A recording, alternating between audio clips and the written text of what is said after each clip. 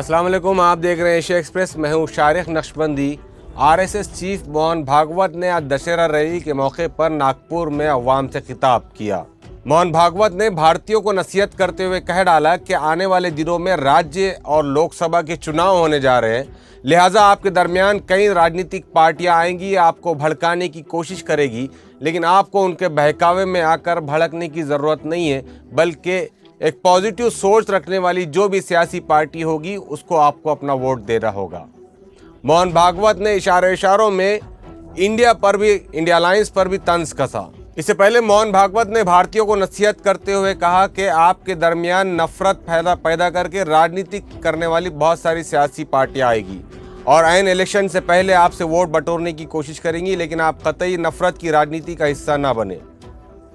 साथ ही मोहन भागवत ने भारतीयों से कहा कि आपके पास इस वक्त देश की हर सियासी पार्टी की हुकूमत करने का तजुर्बा मौजूद है, लिहाजा उसी पार्टी को वोट दीजिए जो पार्टी आपके तजुर्बे में कामयाब साबित हुई, यानी जिसने आपके लिए काम किया, जिसने देश के लिए काम किया, उसी पार्टी को आप अपना वोट दें।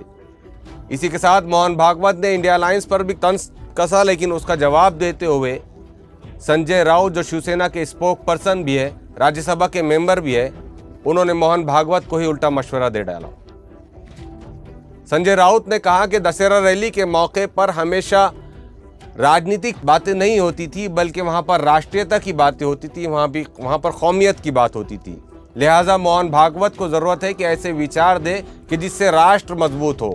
तो बहरहाल मोहन भागवत का जो मशवरा पूरे भारतीयों को दिया गया है वो बहुत अच्छा मशवरा है, जिसका इस्तकबाल करना चाहिए, लेकिन मोहन भागवत को तमाम भारतीयों को सलाह और मशवरा देने से पहले बीजेपी को ख़ास तौर से दिया जाना चाहिए, इसलिए कि बीजेपी आरएसएस के नक्शे कदम पर चलने वाली एक सियासी पार्टी है और बीजेपी के ही कई खासदार, कई एमपीज और एमएलए ऐसे हैं जो नफरत की राजनीति करके देश के एक पर्टिकुलर माइनॉरिटी को टारगेट करके मेजॉरिटी के वोट हासिल करने की कोशिश करते हैं। ख़ासतौर से अगर हम बात करें आंध्र प्रदेश के टी राजा की, अगर हम दिल्ली फसादात की बात करें तो वहाँ पर कई सारे मिनिस्टर्स ने भड़काऊ भाषण देने के बाद वहाँ पर फसाद बरपा हुए थे।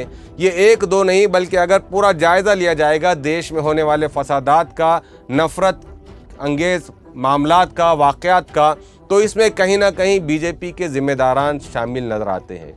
लिहाजा मोहन भागवत की नसीहत की ज़रूरत भारतीयों से ज़्यादा बीजेपी को नज़र आती है। देखते हैं आने वाले दिनों में बीजेपी इस नसीहत पर कितना अमल करती है और कितना देश के विकास में वाकई सबके साथ और सबके विकास के साथ आगे बढ़ती है। तो ये था एशिया एक्सप्रेस का एक शॉर्ट बुलेटिन। एक नए टॉपिक के साथ इंशाल्लाह आपसे फिर मुलाकात होगी।